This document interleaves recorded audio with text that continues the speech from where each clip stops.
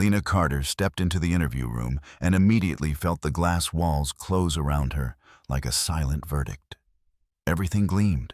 The polished floor, the chrome light fixtures, the sterile smiles. Sunlight bounced off the long conference table, but it offered no warmth. And there at the head of the panel sat Seraphine, her sister, her saboteur. Seraphine didn't blink. She didn't nod, just sipped her coffee slowly, as if Lena was a stranger who had walked in with the wrong badge. For a second, Lena thought this had to be a mistake. But no, her name was still on the list. She had been invited at least formally. Storm Point Systems was the place Lena had dreamed of working since she was 23, freelancing from her one-bedroom apartment in Tacoma. Back then, she'd contributed anonymously to their security overhaul through a subcontractor. No direct contact, no recognition, just a name buried deep in source code comments. But this was supposed to be her official step forward, a seat at the table. Instead, she stood frozen at the doorway, her resume folder clutched in both hands, like a shield. She walked in heels, steady, despite the numbness in her spine, and took the only available seat a little too far from the others, like it had been left empty on purpose. The introductions were quick names, titles. And then the buzzwords began: scalable, agile, disruptive. She knew them all, she had lived them. But the room didn't feel like it was about innovation. It felt like judgment. When her turn came, Lena stood and placed her resume gently on the table in front of Seraphine. Her sister barely glanced at it. No questions, no curiosity. Just a brief slide to the man beside her who skimmed it like a menu he didn't want to order from. Lena sat back down. Another candidate spoke about leading a digital transformation. Another joked about late-night code sprints with venture capitalists. Seraphine laughed at their stories, jotted notes, encouraged. But when Lena tried to interject with a relevant point on machine learning ethics, Seraphine cut her off mid-sentence. "You're still chasing those little AI side projects," she said sweetly. "Adorable." A few chuckles rippled across the room. It wasn't new. Lena had known that tone for years.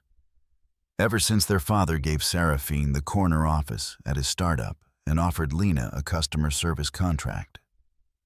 Ever since her birthday dinner when Seraphine had read Lena's private project notes aloud, framing them as a joke. But this was different. This was public strategic. She wasn't just being mocked, she was being erased. Then came the final blow.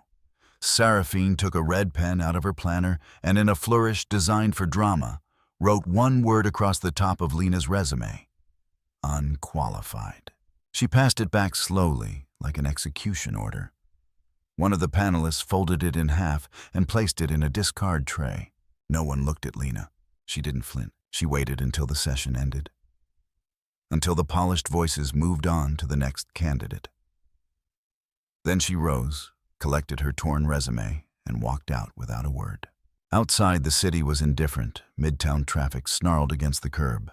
The spring air bit at her jacket sleeves. She walked without thinking, block after block, until she reached the narrow corner cafe she used to love, burnt espresso Tim, lighting Wi-Fi that only half worked. It felt real. She sat down by the window, ordered a coffee she wouldn't drink, and opened her laptop. The folder was labeled in all caps, proof. Inside were screenshots, emails, version control logs with timestamps. Her name on lines of code that had been copied into projects Seraphine claimed as her own, voice memos, notes. She hadn't planned to use any of it. She'd kept it for herself in case she ever needed to remember she wasn't crazy. She scrolled through the folder now with calm precision. One by one she opened files, verifying that everything was still there. This wasn't vengeance. It was protection. Halfway through reorganizing the evidence, her phone buzzed. She hesitated. The screen lit up with a name she hadn't expected. Nathan Brannick, Storm Point's CTO. More importantly, Seraphine's fiancé. The message was short. "Hey, I heard something strange today. About your interview. Can we talk?" Lena stared at the screen, and finally she smiled, not out of joy, but because something had shifted. The story was no longer theirs to write alone. She still had her voice, and she had the truth. Lena awoke in the dim light of her friend's apartment, the morning sun filtering through the blinds. The events of the previous day replayed in her mind, the interview. The red ink, the cold dismissal. She sat up, the weight of the word unqualified pressing heavily on her chest. Reaching for her phone, she checked her messages. A notification caught her eye, a new post on a popular industry blog. The title read, "Disruptive Candidate Causes Scene During Interview." Her heart sank as she read the anonymous account detailing an applicant who had allegedly disrupted a panel interview, claiming nepotism and causing a scene. The description matched her experience too closely to be coincidence. She scrolled through the comments. A mix of sympathy and scorn. Some condemned the candidate's unprofessionalism, while others speculated about internal politics.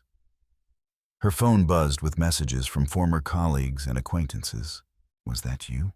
Did you really do that? What's going on? Lena felt the walls closing in. Her professional reputation was being dismantled by whispers and half-truths. She needed to act. She opened her laptop and navigated to a folder labeled Proof Jamam. Inside were meticulously organized files, emails, project drafts, code commits, all evidence of her contributions. And the times her work had been overshadowed or claimed by others, she compiled the most compelling pieces into a single document. Composing a concise email, she addressed it to the HR and PR departments of StormPoint, as well as to Nathan Brannick, attached evidence of internal misconduct. "I'm not asking for justice, just visibility." She hesitated before hitting send, then took a deep breath and clicked. An hour later, her phone buzzed with a new message from Nathan. "Come back tomorrow. I want you to sit in on something." No signature, no emojis, just a simple direct invitation. Lena stared at the message, a mix of apprehension and determination welling up inside her. She didn't know what awaited her, but she knew one thing: she wouldn't be silenced. Lena stepped into the conference room, her heart pounding. The room was filled with executives and department heads, all seated around a long, polished table. At the head sat Seraphine, her sister, who barely acknowledged Lena's presence. Nathan Brannick, the CTO, and Seraphine's fiancé gestured for Lena to take a seat. The atmosphere was tense. Lena clutched a USB drive tightly in her hand, containing evidence of misconduct she had meticulously gathered. She had no idea what to expect, but knew she had to stand her ground. The meeting commenced with discussions about the recent hiring process. Lena listened as the panel reviewed procedures and candidate evaluations. Then Nathan turned to her. "Lena, I believe you have something to share with us." She nodded, plugged the USB into the room's projector system, and began presenting screens, displayed emails, code snippets, and documents. Proof that her work had been misappropriated and that false information had been added to her internal records. The evidence pointed directly to Seraphine's login credentials. The room fell silent. Eyes darted between Lena and Seraphine, who sat rigidly, her hands clenched around her coffee cup. Nathan then requested the playback of the interview footage. The room watched as Seraphine dismissed Lena's qualifications and as another panelist tore up her resume. The discomfort in the room was palpable. After the video ended, Nathan addressed the group. "Given this evidence, I propose we initiate a formal internal investigation into these matters." There were murmurs of agreement. Lena felt a mix of relief and apprehension. As the meeting concluded, one of the senior executives approached Lena and said, "You just reminded us what leadership actually looks like." Seraphine remained seated, speechless.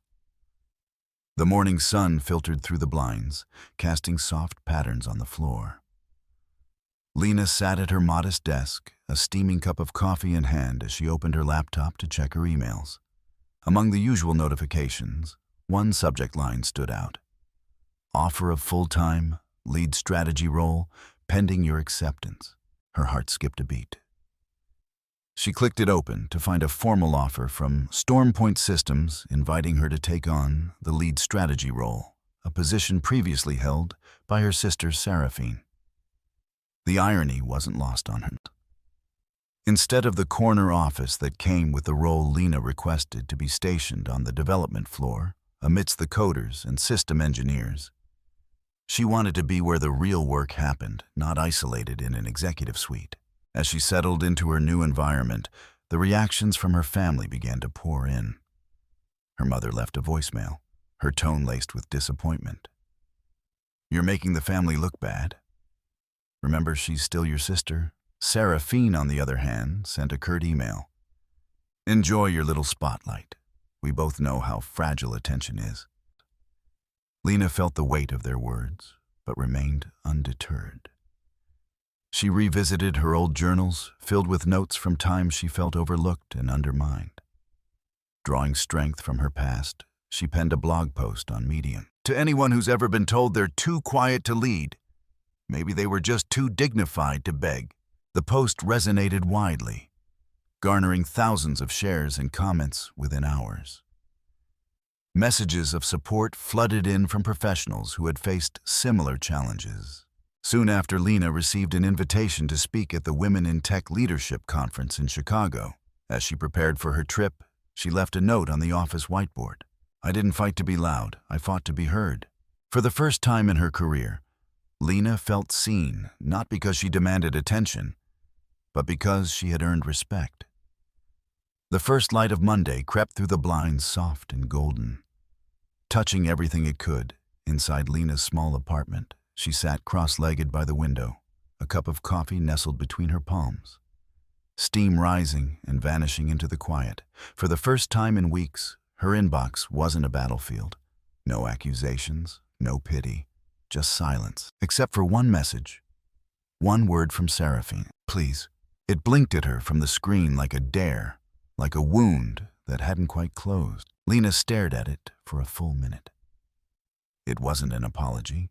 It wasn't an explanation. It was either a beginning or another trap. She couldn't tell which, but today, she didn't flinch from either possibility. She answered.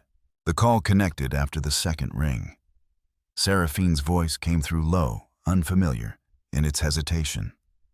"I didn't know how else to start." "You could have started years ago," Lena said steady. "I know, a pause. I've been in therapy. I've been rewinding things, trying to figure out when I became so obsessed with being seen that I stopped seeing you at all." Lena didn't respond. She wasn't here to absolve, just to witness. "I hated that you could build things on your own," Seraphine said.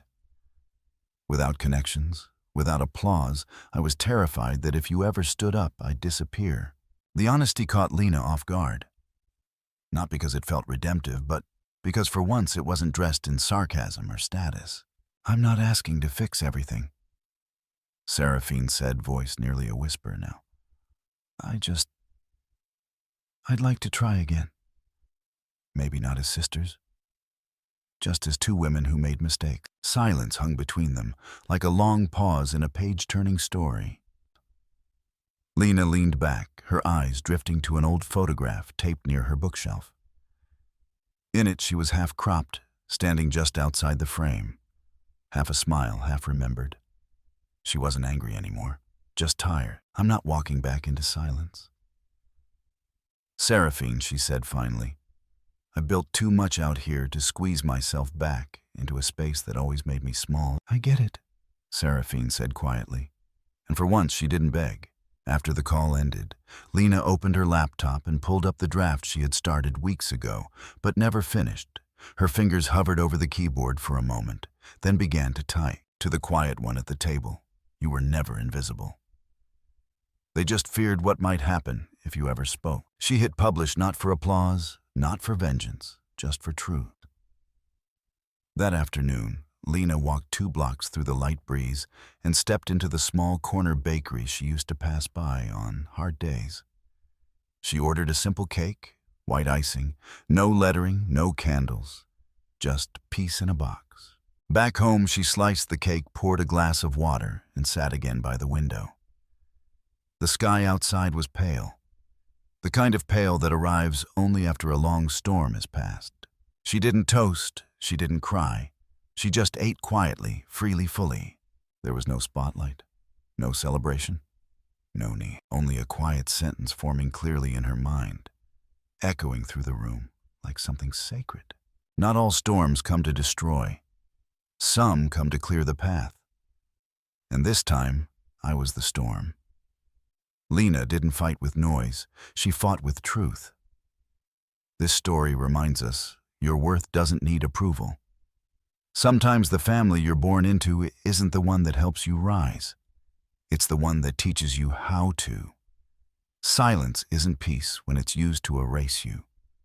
And not every storm comes to destroy, some come to clear the air. This time she was the storm. She was the hasina. If you've ever been dismissed just because you were quiet, leave a comment below. Your voice matters. Hit like if this story struck a chord with you, and subscribe to hear more powerful stories like this. Ones that fight back with grace and truth, because you deserve to be heard.